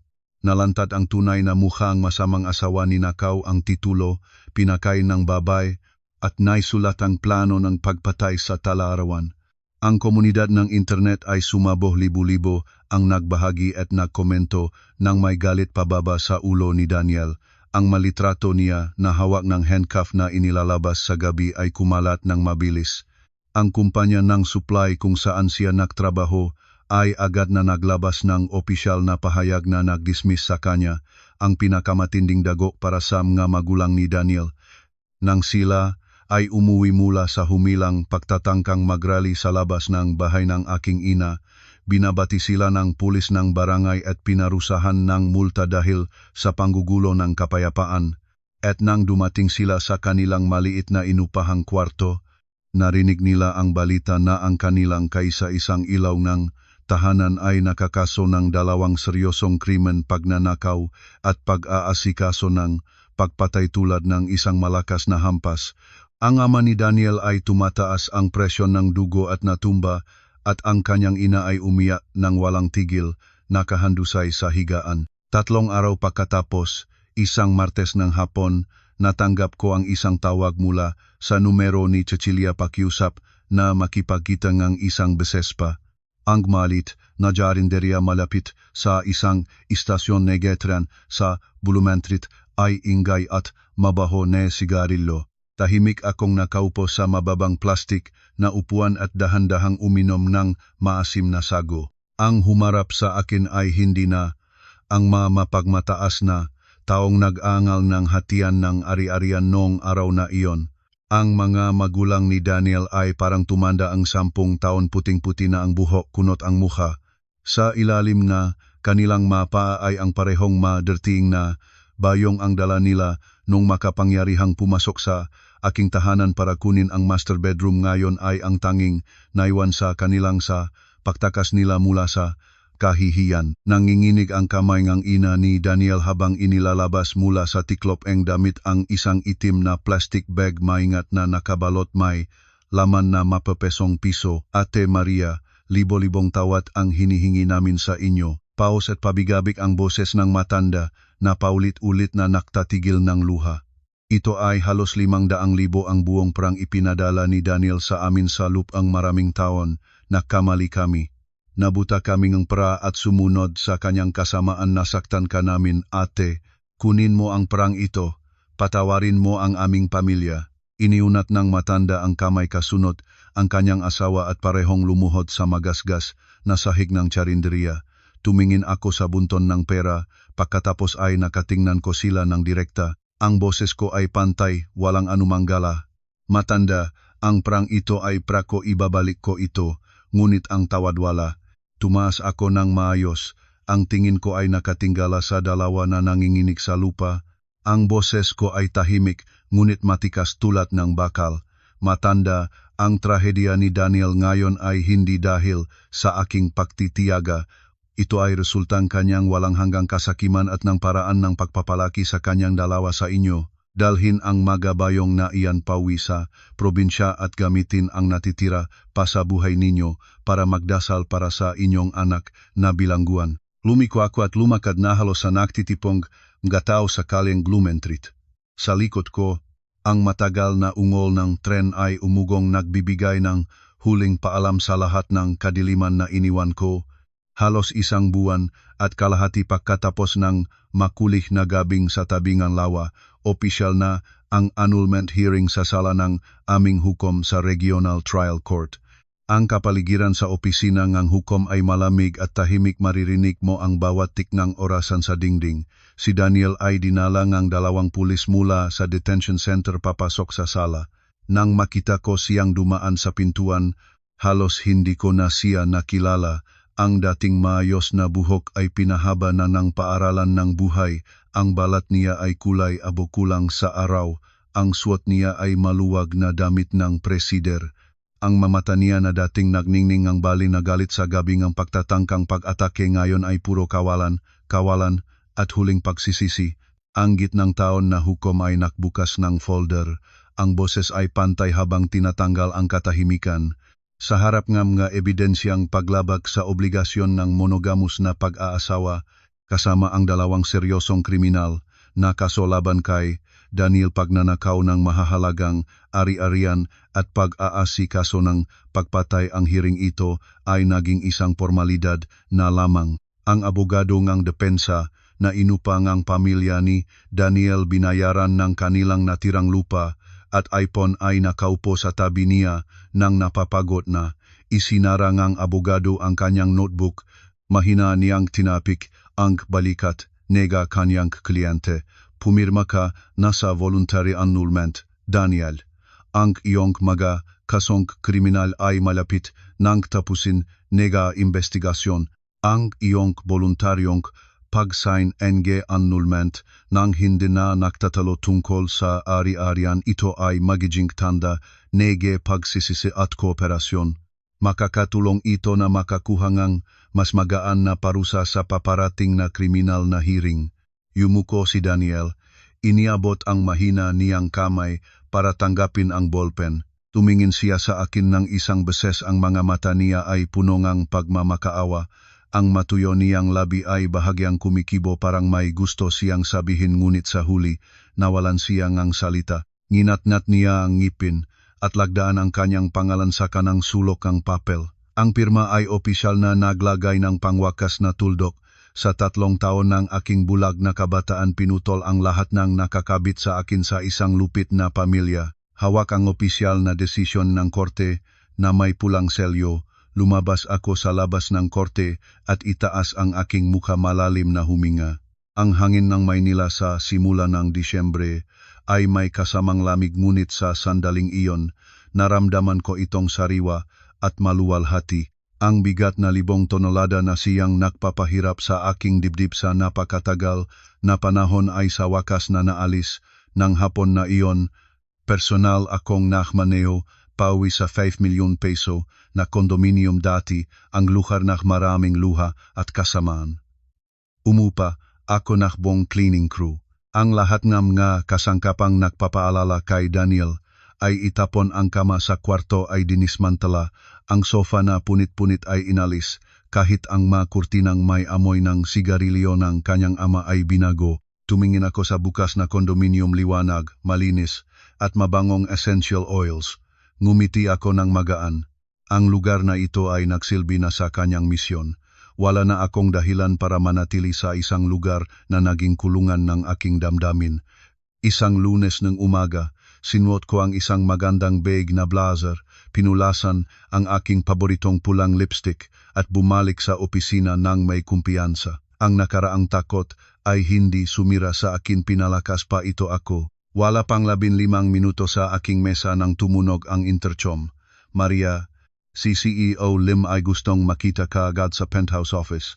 Si CEO Lim, isang lalaki sa kalagitnaan ng 50 taon na may matalas na mata sa negosyo, ay nakatayo sa tabi ng malaking salamin habang tinitignan ang daloy ng trapiko sa ibaba. Nang pumasok ako, lumingon siya at ngumiti, isang bihirang tanda ng pagsang-ayon. Umupo ka, Maria. Ayos na ba ang lahat ng personal na usapin nung nakaraang linggo? Natapos na ba ang kaso sa korte? Tumango ako at ngumiti ng mahinahon. Opo, boss. Lahat ng legal na proseso ay kumpleto ng maayos. Ngayon ay ganap akong handa, malinis ang isipan at 100% ng lakas para sa kumpanya. Lumakat si CEO Lim, nagbuhos ng mainit na tsa at iniabot sa akin. Ang mga mata niya ay nagpapakita ng paggalang. Sinundan ko ang nangyari sa inyo sa pamamagitan ng pahayagan at ng ulat ng HR. Naitulak ka sa dulo nga, hama at malupit na plano. Hanggang sa bantang buhay, ngunit nanatiling malamig ang ulo mo. Ginamit ang batas para protektahan ang iyong sarili at ikulong ang mga salarin. Ang tapang na ito ay tunay na kahanga-hanga. Ang isang babae na kayang putulin ang kasamaan sa kanyang sariling buhay ng ganyang kaayos at walang alinlangan, siguradong magiging isang kahanga-hangang leader na hindi matatakot ng hamon sa negosyo. Huminto siya sandali at inilabas mula sa drawer ang isang makapal na folder, inilagay sa mesa ng may pagalang. Ang ating korporasyon ay nakapirmahan ng espasyo at lisensya para sa isang malaking strategic branch sa Cebu. Ang market sa Visayas ay lubhang nangangailangan ng husay at isang kapitan na sapat ang tapang at talino para lumaban sa dagat ng negosyo. Pinag-usapan itong board at nakaisa kaming lahat. Gusto naming i-promote ka ng direkta bilang regional director para sa Visayas. Dobla ang sweldo at komisyon, may sariling kotse at preferential shares. Ano sa tingin mo sa ganung pagkakataon, Cebu? Ang dalawang salitang iyon ay umugong sa aking isipan tulad ng isang maliwanag na tawag. Isang bagong lugar, puno nginit ng araw, masigla, bukas at ganap na malayo mula sa lahat ng madilim na alaala rito. Huminto ang puso ko sa sobrang tuwa. Nang walang alinlangan, tumayo ako, isinuot ang aking kamay, mahigpit na hinawakan ang kamay ng CEO. Maraming salamat sa tiwala ninyo. Tinatanggap ko ang misyong ito at tiyak na may babalik ko ang kita ng higit sa target para hindi ninyong pagsisihan ang pagbibigay sa akin ng pagkakataong ito. Nang gabing iyon, sa malamig na hangin ng Maynila, inimbita ko si Charla, ang aking pinakamatalik na kaibigan, na sumama sa akin sa lahat ng kasawian sa isang sikat na restaurant sa Marikina para ipagdiwang. Sumabo ang lugaw habang kami ay kumakain ng kanin at lechon, paboritong pagkain namin. Nakuha ko ang kanyang tingin sa tuktok ng aming maasim at masarap na tanghalian. Napagdesisyunan ko na, Carla, sa susunod na linggo, makikipag-ugnayan ako sa real estate broker. Ibebenta ko ang 5 million peso na condominium. Ang kikitain ay gagamitin ko para mag-invest at bumili ng bagong condominium sa Cebu, view ng tuwid sa dagat. Ang nakaraan sa lugar na ito, bubuhusan kong alkohol at susunugin sa alaala ko. Nanlaki ang mga mata ni Charla, tinampal ang kanyang hita at inubos ang kanyang baso ng juice. Sige, ganyan-ganyan, bakit pa mananatili sa bahay na puno ng masamang alaala? Ibenta muna para sa investment. Ang init ng Cebu ay naghihintay. Future Regional Director, pagdating mo roon, buksan mo ang puso mo, siguro may makikita kang mabuting lalaki na talagang karapat-dapat sa iyo. Naktinginan kami at sabay na napahagalpak ng tawa. Ang tawang iyon ay malinis at magaan, sumabog sa ingay ng makabuhay na gabing Maynila. Ang nakaraang kadiliman ay talagang natapos na, nasunog at naging abo na tinanggal ng hangin para magbigay daan sa isang bagong simula, isang kinabukasan na maningning, proud at malaya ang naghihintay sa akin sa unahan. Sa gitnang Disyembre, ang Maynila ay natabunan ng isang malamig na bagyo. Ang hangin ay umihip ng malakas sa malaking salaming pintong Naya, Terminal 3. Tumayo ako sa pintuan ng pag-alis. Nakasuot ng manipis na blazer sa ibabaw ng magandang tela, isang one-way na tiket patungong Cebu sa aking kamay, tulad ng isang susi para sa isang bagong buhay. Ang 5 million peso na kondominium punong masasamang alaala ay nabenta ko sa loob ng 2 linggo sa isang batang mag-asawa. Ang pera ay nasa aking account, sapat para mabili ang isang bagong premium na kondominium sa Lahug, Cebu na may view sa dagat. Habang humahanda akong pumila, nagliwanag ang aking telepono, tawag ng aking ina. Maria, nandito ka na ba sa loop ng airport? Mainit ngunit may kasamang maliit na pangamba ang boses ng aking ina, tulad ng lahat ng magulang sa sandali ng paghihiwalay. Opo, nanay, nandito na ako. Huwag kayong mag-alala, mag-ingat sa sarili ninyo, malamig ang panahon. Sabihin sa tatay na huwag muna mag-jogging ng maaga ng umaga. Malalim na huminga ang aking ina sa kabilang dulo, sandaling tahimik, pagkatapos ay dahan-dahang nagsalita. Ngayon lang, may dumating na sulat mula sa bilanggo, pinirmahan ni Daniel, galing sa detention center kung saan siya nakapiit.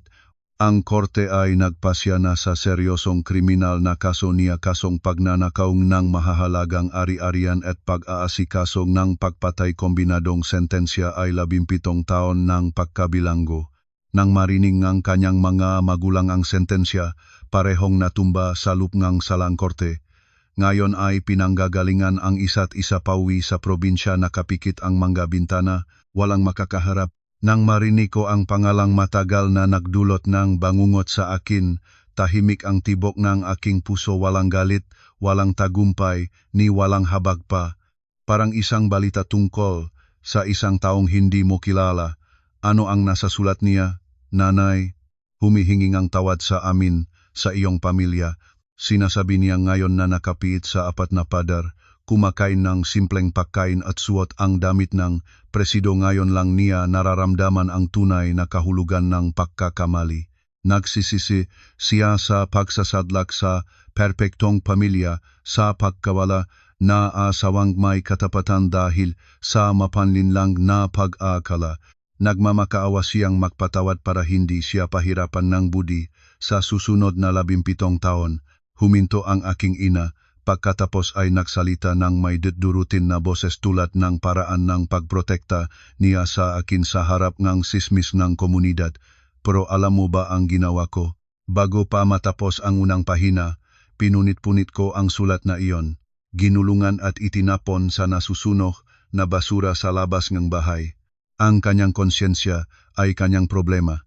Ang aming pamilya ay walang obligasyong magbigay ng tawad para magpagaan ng loob ng isang taong nagplanong kunin ang buhay ng aking anak. Tama ba ang ginawa ko? Bahagya akong ngumiti, isang tunay na ngiti na nagmula sa kaibuturan ng aking puso. Tama ang ginawa mo, nanay. Ang basura ay dapat nasa basurahan. Ang pahinging na tawad na huli na at kahabag-habag na iyon para sa akin ngayon ay wala ng anumang kahulugan. Natapos ko na ang nakaraan. Mahal kita, nanay. Isinara ko ang linya, hinila ang maleta, at lumakad papasok sa security checkpoint. Nang lumangaw ang eroplano at pumunit sa ulap sa itaas ng Maynila, inihilig ko ang ulo ko sa bintana. Paalam sa mga maruming bayong, paalam sa masamang asawa, paalam sa lahat ng mapait na luha sa malamig na hotel room. Mahigit 2 oras pagkaraan, bumaba ang eroplano. Nang lumabas ako sa arrival hall ng Mactangan Cebu International Airport, isang ganap na naibang hangin ang sumalubong sa akin. Wala na ang nakasakal na lamig, sa halip ay ang gintong araw ng Visayas, maliwanag at mainit. Ang masigla at masayang ritmo ng buhay, ang ugoy ng bangka sa layo, ang matinig na matamis ng mga Cebuano, lahat ay nagpagising sa bawat pandama ko. Nahintay akong taksi sa ilalim ng malumang punong santol at puno ng buhay sa araw. Binuksan ko ang dibdib ko, malalim na huminga. Ang hangin ay may lasang kalayaan ng magabagong simula na may karangalan. Ang unang araw sa bagong tanggapan ay naging maayos ng lubos. Ang opisina ko ay nasa ika-25 palapag ng isang premium office tower sa IT Park na palibutan ng mga bintanang nagbibigay ng panoramikong tingin sa kalye ng lungsod. Tumupad ang CEO, sa kanyang salita binibigyan akong ganap na kapangyarihan sa HR at budget para sa end-of-year market expansion campaign. Eksaktong 3:00 ng hapon, kumatok ang aking secretary, Maria, may bisitang estratehikong katuwang para sa pulong sa pagtatapos ng communication plan. Tumayo ako, inaayos ang telang aking blazer at lumabas sa maliit na sala sa loob ng opisina. Bumukas ang pinto at pumasok ang isang lalaking na 35 taon ang gulang. Hindi tulad ng karamihang director na sobrang formal at mapagmataas na nakita ko, ito ay simpleng suot linen polo at slacks ngunit napaka-elegante. Magandang hapon, Maria. Ako si Fong Santos, Managing Director ng Creative X. Ikinagagalak kong makilala ng personal ang talented na female executive na pinag-usapan ng media sa buong bansa. Si Fong ay ngumiti ng natural, iniunat ang kanyang kamay, ang pagiging mainit ng kamay at lakas ng hawak ay nagpapakita ng respeto. Labis ang iyong papuri, Fong, maupo ka. Ngumiti rin ako at inakay siya sa sofa. Mahigit 2 oras ang pulong. Sa buong palitan, ipinakita ni Fong ang kanyang napakagaling na kontrol, matalas na pag-isip at malawak na pananaw. Hindi siya kailanman nagabala sa aking pananalita, laging maingat na nakikinig sa bawat estratehikong mungkahi ko ng may matining na mata ng pag-unawa. Nang nakpanukala akong isang matapang na pananaw sa brand repositioning na dati ay iniwasan ng ibang katuwang, hindi niya ito tinanggihan kundi kaagad na nagbigay ng mga malinaw at mahusay na solusyon para suportahan ang ideya. Ang pakikipag-ugnayan namin ay hindi lamang trabaho tulad ng isang sayaw ng 2 matalinong isipan kung saan bawat isa ay nakakatagpo ng isang malinaw na pagkakaugnayan at paggalang. Sa kanya, may naramdaman akong isang maayos at mapagkakatiwalaang presensya ng isang lalaking matibay, isang bagay na sa 3 taon kasama ang isang selfish at makitid na isip na si Daniel, hindi ko kailanman naranasan. Ang plano mo, Maria, ay tunay na kahanga-hanga. Ang iyong determinasyon at sariwang pananaw, ito ang kulang sa market ng Visayas. Sigurado akong mananalo tayo ng malaki sa proyektong ito. Isara ni Fong ang kanyang notebook at ngumiting tapat sa akin. Ang mga mata niya ay walang kalkulasyon, puro paganga at isang bagay na mainit na nagsisimulang magniyog. Salamat, Fong. Pinapahalagahan ko rin ang iyong profesionalismo at katusuhan. Umaasa akong ito ang simula ng isang matagal at maliwanag na pakikipagtulungan. Nang umalis si Fong, ang ngiti sa aking labi ay hindi pa kumukupas. Ang pakiramdam ng pakikinig, pag-unawa at pagpapahalaga sa aking kakayahan ng isang matalino at responsableng lalaki talagang kahanga-hanga. Dahan-dahang bumabago ang langit ng Cebu patungo sa gabi. Ang pagsabok ng kulay ng sunset ay nakpinta ng pulang kahel sa kalye ng lungsod, ang mga tore ay nagsimulang magsindi ng ilaw. Inihalo ko ang aking sarili ng mainit na chamomile tea at tumayo sa harap ng malaking salamin ng opisina. Tumingin pababa sa balang trapiko, ang mailaw ay gumagawa ng mahabang maguhit sa pagdadilim. Naramdaman ko ang kapayapaan ng aking puso tulad ng isang katahimikan na matagal ko nang hinahanap.